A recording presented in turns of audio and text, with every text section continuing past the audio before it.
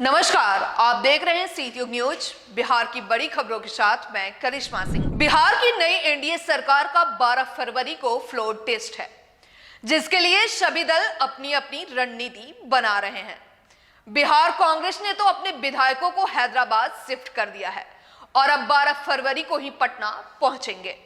वहीं बीजेपी ने भी अपने सभी विधायकों और विधान पार्षदों के लिए बोधगया में 10 और 11 फरवरी को प्रशिक्षण शिविर का आयोजन किया है और भाजपा के भी सभी विधायक सीधे सदन पहुंचेंगे। वहीं दूसरी तरफ मुख्यमंत्री नीतीश कुमार की पार्टी ने भी विधानमंडल दल की बैठक 11 फरवरी को बुलाई है।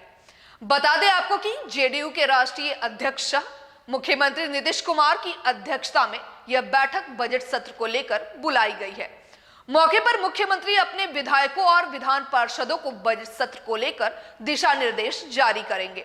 विधानमंडल दल की यह बैठक जल संसाधन मंत्री विजय कुमार चौधरी के आवास पर होगी। मालूम हो कि 12 फरवरी से विधानमंडल का बजट सत्र शुरू हो रहा है। पहले ही दिन एनडीए सरकार को विश्वास मत हासिल करना है, उस पर भी चर्चा होगी। बिहार में नीतीश सरकार के फ्लोर टेस्ट से पहले सियासी पारा चरम पर है। इस बीच पूर्व मुख्यमंत्री जीतन राम मांझी ने बड़ा बयान दिया है। उन्होंने स्पष्ट किया है कि वह एनडीए में ही रहेंगे।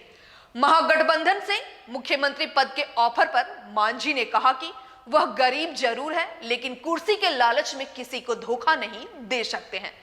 बता दें आपको कि जीतन राम मांझी ने नीतीश कैबिनेट में अपनी पार्टी हिंदुस्तान आवाम मोर्चा से एक और मंत्री बनाने की मांग की थी। उन्होंने तब कहा था कि उन्हें महागठबंधन से मुख्यमंत्री पद का ऑफर था। केंद्रीय मंत्री गिरिराज सिंह ने पूर्व डिप्टी सीएम तेजस्वी यादव के खेला होने वाले दावे पर पलटवार किया है। गिरिराज सिंह ने कहा कि बिहार में जो खेला होने वाला था वो तो हो गया, अब क्या खेला होगा। 12 फरवरी को बिहार विधानसभा में नीतीश सरकार का फ्लोर टेस्ट है। गिरिराज सिंह ने कहा कि कौन डरा हुआ है इसका पता 12 तारीख को चल जाएगा। उन्होंने तेजस्वी यादव पर निशाना साधते हुए कहा कि रस्सी जल गई है, फिर भी ऐंठन नहीं गई। लैंड फॉर जॉब केस में दिल्ली की राउज एवेन्यू कोर्ट से लालू परिवार को बड़ी राहत मिली है। राबड़ी देवी, मीसा भारती, हेमा यादव, अमित कात्याल और हृदयानंद चौधरी को कोर्ट ने 1 लाख के बेल बॉन्ड पर अंतरिम जमानत दी है। अब अगली सुनवाई 18 फरवरी को होगी। वहीं ईडी ने कोर्ट से आरोपियों द्वारा दायर नियमित जमानत याचिका पर जवाब दाखिल करने के लिए समय मांगा है। इससे पहले राबड़ी देवी, मीसा भारती और हेमा यादव तीनों एक ही गाड़ी से दिल्ली स्थित मीसा भारती के घर से कोर्ट के लिए रवाना हुए थे।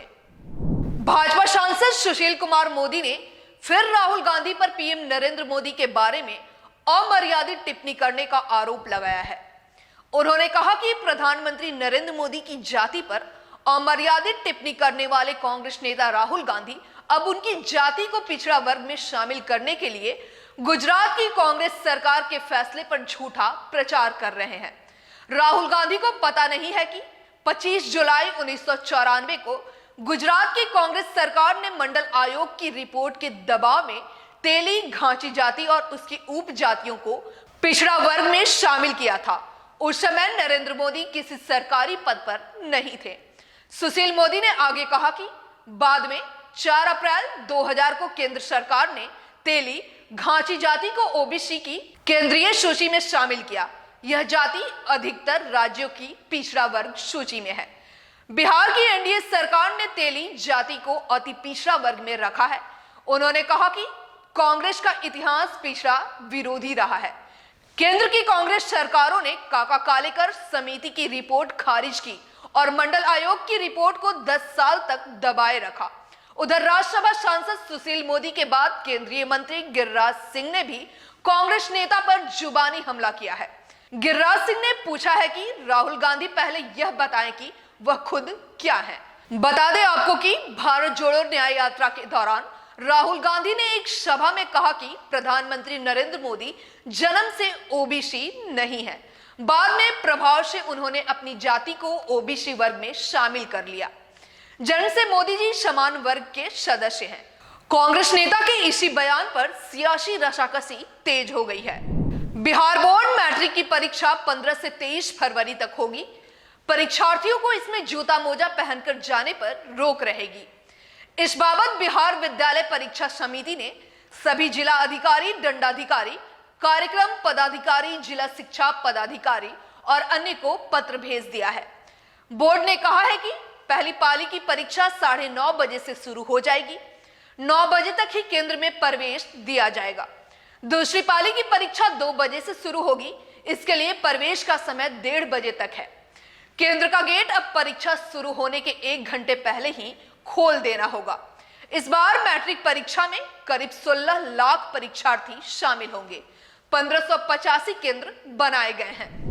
9 उत्क्रमित माध्यमिक विद्यालयों में अगर छात्र छात्राओं का एक भी नामांकन नहीं होगा, तब भी वहां पर सभी विषयों को शिक्षकों की तैनाती होगी, बशर्ते उस जिले में बिहार लोक सेवा आयोग द्वारा उतने शिक्षक चयनित गए होंगे, ताकि उस स्कूल में विद्यार्थी नामांकन लेने के लिए प्रेरित हो।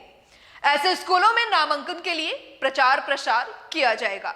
इसके बाद भी अगर 30 सितंबर 2024 तक एक भी छात्र का नामांकन नहीं होता है तो उस स्कूल को बंद करने पर शिक्षा विभाग विचार करेगा। इसको लेकर विभाग के अपर मुख्य सचिव के पाठक ने सभी जिला अधिकारियों को निर्देश दिया है। अब आइए आज के मौसम के हाल पर एक नजर डालते हैं। पटना सहित प्रदेश में 11 फरवरी से हवा के रुख में बदलाव के आसार हैं। पूर्वा हवा चलने से अधिकतम और न्यूनतम तापमान में 2 से 3 डिग्री सेल्सियस तक बढ़ोतरी होगी। इससे लोगों को ठंड से राहत मिलेगी। वहीं शुक्रवार से पछुआ की रफ्तार थमेगी, पर अगले 2 दिनों तक न्यूनतम तापमान में क्रमिक गिरावट जारी रहेगी। इस कारण सुबह और शाम लोगों को ठंड का एहसास होगा। रविवार से पूर्वा हवा के प्रभाव से तापमान में बढ़ोतरी होने लगेगी। आज के लिए बस इतना ही। हमें दीजिए इजाजत। कल फिर हम हाजिर होंगे बिहार के ताजा तरीन खबरों के साथ। तब तक के लिए हमारे चैनल को लाइक और सब्सक्राइब जरूर करें।